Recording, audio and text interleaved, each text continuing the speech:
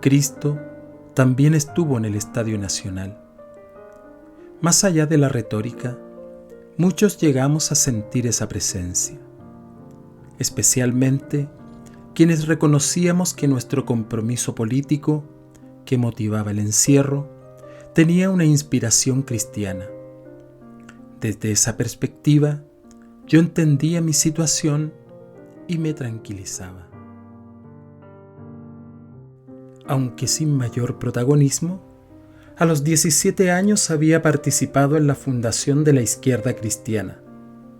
En el primer momento, fui el más joven de ese joven partido y pertenecía al grupo de dirigentes de los estudiantes secundarios. Participaba con entusiasmo de una convicción que nuestros líderes habían sintetizado convincentemente. El cristianismo es la profecía de la igualdad y el socialismo la oportunidad histórica de realizarla. Era nuestro lema. Estábamos en la historia, así, con mayúscula, en medio de un proceso ineludible. Nuestro socialismo no existía en parte alguna. Tampoco lo pudimos construir con el presidente Allende, pero siguió siendo una utopía dentro y fuera de los campos de prisioneros. En medio del absurdo que vivíamos en el estadio, nuestro cristianismo le daba sentido a la prisión y al sufrimiento. Cristo nos acompañaba y lo veíamos padeciendo la historia. Los pasajes evangélicos que alimentaban nuestro imaginario nos permitían encontrar paralelos con la experiencia que estábamos viviendo y comparar, pretenciosamente, los pesares del pueblo chileno con el sufrimiento de Cristo. En la pista de cenizas, cuando en procesión se regresaba de la tortura, siempre hubo alguien, un cireneo, que ayudó al que estaba a punto de caer. Así como la negación de los amigos se repitió entre nosotros mucho más de 3 veces. Los soldados no nos dieron una esponja con vinagre para calmar la sed, pero sí nos dieron pollo podrido y se rieron de nuestra hambre.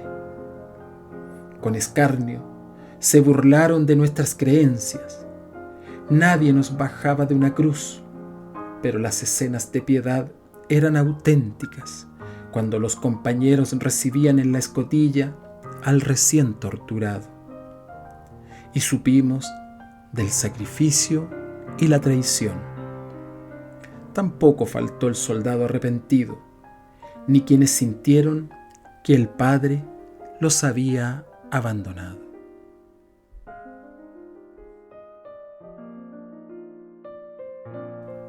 El Espíritu de Cristo estaba en el estadio, y había un misterioso sentimiento de consecuencia en aquello. En la cultura cristiana, desde la cual hacíamos política, nuestros modelos a seguir estaban principalmente en el martirologio. Cristo, Camilo Torres, Néstor Paz, Ernesto Che Guevara. El martirio, al menos teóricamente, era un destino probable de quien se comprometía con la revolución.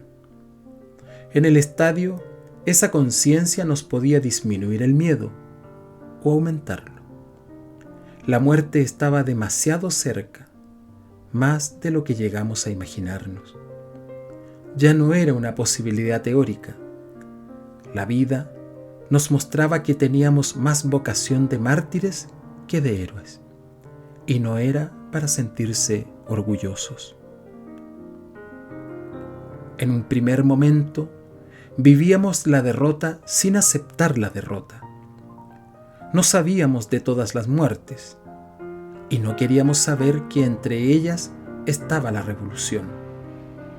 En esos días, las enseñanzas partidarias me ayudaron a vivir, sin heroísmo, pero dignamente. Tenía esa fe que no era precisamente religiosa, la que me proporcionaba una resignación distinta a la que nos predicaba el capellán del estadio desde la tribuna oficial. En efecto, en el estadio había un servicio religioso a cargo de un capellán católico de origen polaco. En sus prédicas indignantes justificaba con entusiasmo el golpe y nuestra situación. Lo hacía con un tono enfiestado y un sentido del humor impertinente, soltando bromas que solo podían gustar a los militares, que en definitiva eran sus feligreses favoritos. El sacerdote, escoltado por soldados, hacía giras orillando la alambrada o visitando a algunos camarines. Muchos se le acercaban para hacer encargos y pedir informaciones familiares. Él mostraba buena disposición para recibir confesiones, pero despertaba lógicas suspicacias por su evidente compromiso con la Junta. En ese contexto, no era clara la diferencia entre la pregunta vinculada a la confesión y el interrogatorio sutil de un cómplice de los militares que imponía penitencias por el pecado de haber colaborado con los marxistas en contra de la patria. Así como había complicidad, también la posición defensora de los derechos humanos comenzaba a expresarse con fuerza al más alto nivel. En los primeros días del estadio, antes de que yo fuera detenido, el cardenal Raúl Silva Enríquez ya había estado de visita. En esa oportunidad, cuenta Luis Alberto Corvalán, la mayor parte de los detenidos, y por cierto, todos aquellos que tuvieran huellas de maltrato, ese día debimos permanecer encerrados en los camarines y con orden expresa de no conversar ni hacer ruido so pena de castigo. El cardenal no tenía el camino allanado para bendecir a los prisioneros y enterarse de las condiciones en que estaban. Frente a uno de los camarines, los guardias se cruzaron para impedir que entrara y conversara desde la puerta. El cardenal, cuenta Alberto Gamboa, se abrió paso a empujones y lo hizo tan rápida y sorpresivamente que algunos detenidos que descansaban en el suelo no alcanzaron a incorporarse. Uno de ellos, agrega, era su colega periodista Oscar Weiss, quien, además de ser lisiado, estaba prácticamente ciego sin sus anteojos. En la tercera comisaría me los botaron, contó al cardenal, y los pisotearon. Se hicieron añicos. Le reclamé al mayor que era el jefe máximo y éste me contestó: ¿para qué estás pataleando tanto si no los vas a necesitar? Al otro día, cuenta Gamboa, gracias a la intervención del cardenal, Weiss recibió sus anteojos. No estuve con el cardenal. Llegué más tarde y sí vi al cura de los militares hacer lo suyo. Tomando algunos de los cigarrillos, chocolates y galletas que enviaban los parientes, el capellán pasaba ante la alambrada y mostraba su carga como un cebo. Cuando los presos nos agrupábamos ansiosos, lanzaba las cosas al montón para que los menesterosos la disputáramos incluso con violencia. Y le resultaba. La necesidad tenía cara de hereje. Afortunadamente, hubo quienes nos recordaron con su actitud que la miseria había que convertirla en dignidad. Es el caso de un compañero que logró coger al voleo una de las cajetillas. Cuando la tuvo asegurada, le habló al pastor desde las graderías y se la devolvió diciéndole que no éramos perros. Su actitud fue seguida de un breve desconcierto. En segundos se pasó del enojo por haber perdido la limosna a la vergüenza, y de ahí a las felicitaciones y los aplausos. En la misma acción, al atrevido se le protegió en el anonimato para evitar represalias. Lo mismo que vimos frente a la alambrada, el capellán lo hacía desde la puerta de algún camarín. Tiraba los cigarrillos al interior armando una batahola entre los presos que se abalanzaban sobre los regalos como niños lanzándose a los dulces de una piñata. Era degradante. Como esto se repetía, recuerda Gamboa, 2 periodistas le representaron su molestia. «No queremos más cigarrillos, padre. Entiéndalo bien. Queremos que las cajetillas que nos envíen lleguen sin abrir. Nosotros las repartiremos equitativamente. Si mañana vuelve a tirar cigarrillos a la chuña, lo vamos a echar a empujones por muy padre que sea». El cura no volvió a los camarines ni a acercarse a la malla de alambre, pero anunció que era obligatorio subir a escuchar su misa dominical que oficiaría en la tribuna bajo la marquesina. Sin embargo, tuvimos buenas razones para desobedecer esa orden. Entre los presos también había curas que nunca dejaron de cumplir con su ministerio. Entre ellos, había un grupo de 6 curas belgas acusados de ser activistas.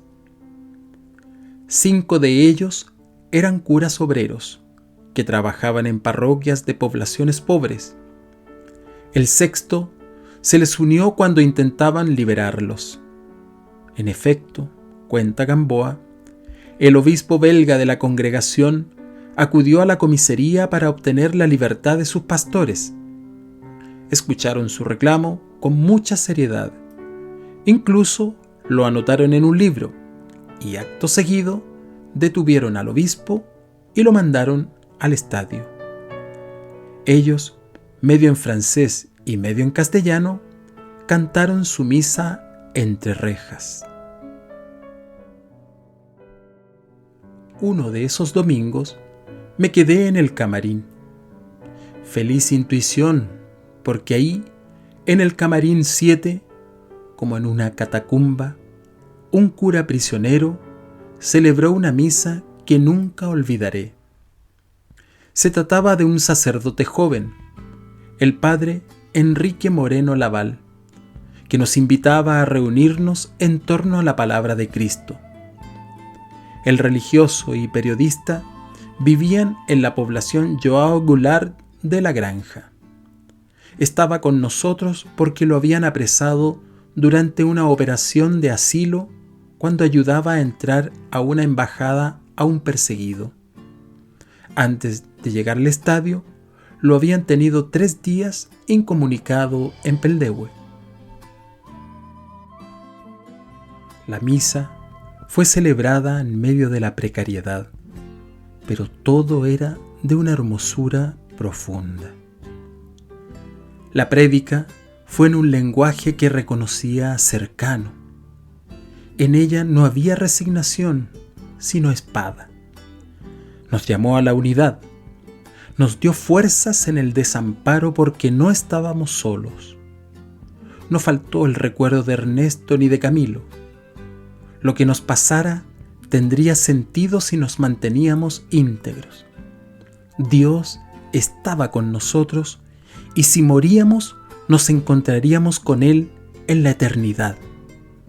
Con Cristo, su Hijo, nos encontraríamos ahí mismo en el camarín 7 durante este recuerdo de su sacrificio en cuerpo y sangre. Era la misa auténtica y rezamos un Padre Nuestro. Una frazada, que era el manto de los pobres Cristos del velódromo, era un adecuado mantel para un altar mayor que era simplemente el piso de baldosas. El cáliz podía ser el pocillo con que esperábamos los porotos o el tazón plástico para el café de higo. Cada uno de nosotros teníamos derecho a un pan diario y algunos compañeros lo donaron para la Eucaristía. El sacrificio era verdadero. Sobre la frazada se partió el pan y lentamente se fueron repartiendo los pedacitos. Algunos compañeros se hincaron. La solemnidad inundó el sencillo camarín. La atmósfera se hizo sobrecogedora. Algunos nunca habían estado en una misa y tomaron con torpe emoción el pan y se lo echaron a la boca. Y lo tuvieron ahí sin saber si masticarlo o no, si comérselo o no. Yo también recibí un mendrugo igual al de mi vecino y compartí sus dolores y esperanzas a través del saludo que nos dimos, de la fraternal blandura de la amiga, de las miradas tristes. La emoción llenó la celda. Nos dimos un abrazo y un apretón de manos. En tanto, los soldados ya habían irrumpido con fusiles, pero se detuvieron, tal vez por respeto, quizás por vergüenza. No comulgaron, tampoco impidieron que la misa terminara. Alguno lloró frente al sacerdote. Sobre la frazada quedaron algunas migas que obviamente no fueron despreciadas. Salimos del camarín con una callada alegría. Después caí en cuenta de que en esa ceremonia había hecho mi primera comunión.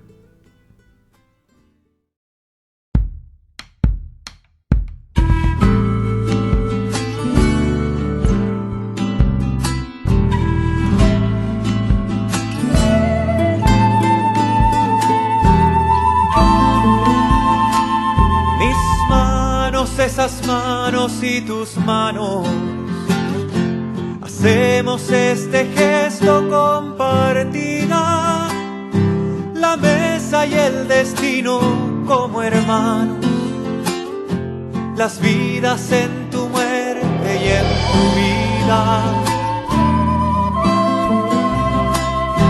Unidos en el pan los muchos granos, iremos aprendiendo a ser la unidad, ciudad de Dios, ciudad de los humanos. Comiéndote sabremos ser comida. El vino de sus venas nos provoca, el pan que ellos no tienen nos convoca. Hacer contigo el pan de cada día, llamados por la luz de tu memoria, marchamos hacia el reino haciendo historia, fraterna y subversiva Eucaristía.